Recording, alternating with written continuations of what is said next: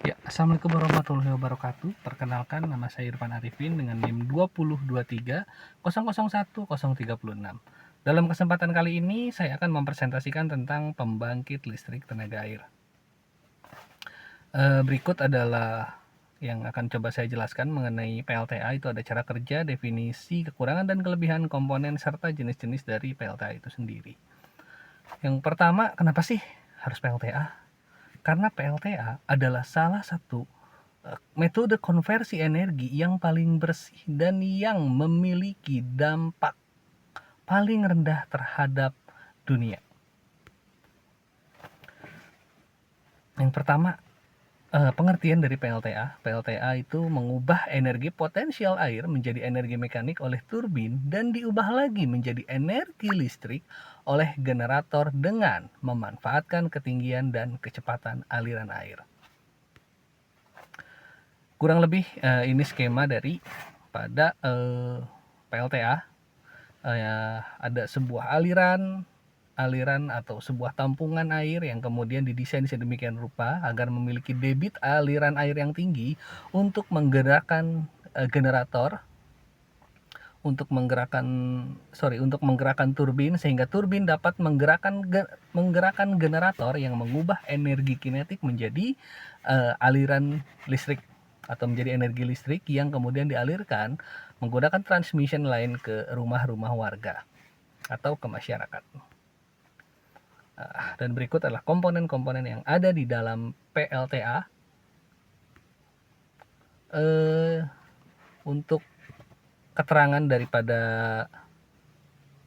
komponen PLTA ini coba saya jelaskan satu persatu. Yang pertama ada sungai atau kolam tandon untuk menampung air, sehingga sebuah PLTA memiliki jumlah air yang cukup banyak untuk untuk didesain memiliki debit air yang cukup tinggi. Kemudian ada intake atau pintu masuk air sungai atau air tandon atau air danau dan lain sebagainya, yang bisa merubah aliran air menjadi sehingga memiliki debit yang cukup tinggi. Kemudian ada katup pengaman yang berfungsi sebagai katup pengatur intake untuk mengatur debit aliran air. Kemudian ada headrest tunnel atau pipa antara tandon dan sebelum masuk ke penstock. Penstock sendiri adalah berfungsi untuk mengalirkan dan mengarahkan air ke turbin serta untuk mendapatkan tekanan hidrostatis yang besar. Ada kemudian surge tank yang berfungsi sebagai pengaman tekanan air yang tiba-tiba naik saat katup pengatur ditutup.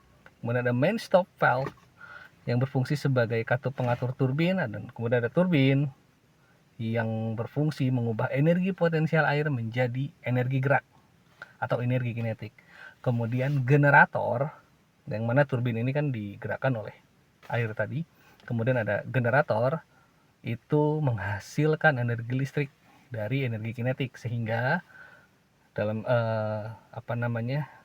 kita bisa ambil kesimpulan bahwa turbin itu mengubah energi potensial air ya dari debit yang besar tadi sehingga menjadi energi kinetik. Nah, generator itu mengubah energi kinetik menjadi energi listrik. Kemudian ada main transformer untuk transfer energi listrik yang dihasilkan dari generator antara dua sirkuit dengan induksi elektromagnetik, dan yang terakhir ada transmission line atau penyalur energi listrik ke konsumen. Dan ini gambaran-gambar dari pintu air, kemudian ini gambar pipa pesat, ini komponen daripada turbin dan generator. Ini untuk gambar generator, ini transformator. Kurang lebih untuk skema cara kerja PLTA itu kurang lebih seperti ini ya. Ada air bergerak itu melalui pipa bergerak melalui pipa penstock menuju ke turbin, sehingga turbin berputar. Turbin sendiri terhubung dengan generator yang turbin sendiri terhubung dengan generator untuk memutar kumparan magnet yang membangkitkan arus bolak-balik atau AC. Nah, generator itu mengubah energi gerak menjadi energi listrik. yang diatur dan ditransfer ke main transformer. Kemudian dialirkan ke transmission line menuju masyarakat atau ke rumah-rumah kita. Jenis-jenis PLTA, PLTA kita secara garis besar terbagi menjadi dua ya. Ada yang berdasarkan dari air terjun dan juga dari aliran sungai. Untuk air terjun itu terbagi menjadi dua, ada jenis terusan air dan jenis dam. Untuk aliran sungai terbagi menjadi empat, ada aliran air sungai langsung, ada juga yang jenisnya waduk dari sungai kemudian ditampung ke waduk, ada juga yang menggunakan kolam pengatur, yang terakhir dan yang menggunakan pompa. Keunggulan dan kelemahan PLTA. Yang pertama, keunggulan PLTA itu yang pertama dapat menghapuskan biaya bahan baku karena menggunakan air yang cukup melimpah ya di dunia. Kemudian memiliki konstruksi yang sederhana dan dapat dioperasikan di daerah terpencil dengan tenaga terampil penduduk daerah setempat dengan sedikit lahan. Tidak menimbulkan pencemaran. Bendungan PLTU dapat dijadikan sebagai tempat rekreasi, irigasi, pertanian, dan perikanan. Bendungan PLTA dapat dijadikan tanggul ketika terjadi banjir. Dapat mendorong masyarakat agar dapat menjadi kelestarian hutan sehingga ketersediaan air sangat terjamin.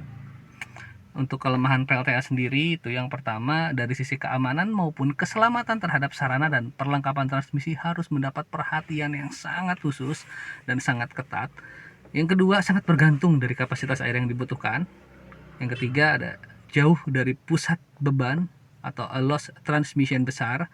Yang keempat itu ada investasi awal pusat listrik yang sangat mahal. Kelima, ada capital return yang cukup lama ya, atau pengembalian BEP yang cukup lama ya, break even point. Kemudian membutuhkan lahan yang sangat luas dan membutuhkan pusat listrik yang berkapasitas besar. Dan yang terakhir, membutuhkan investasi yang sangat besar juga. Terima kasih. Wassalamualaikum warahmatullahi wabarakatuh.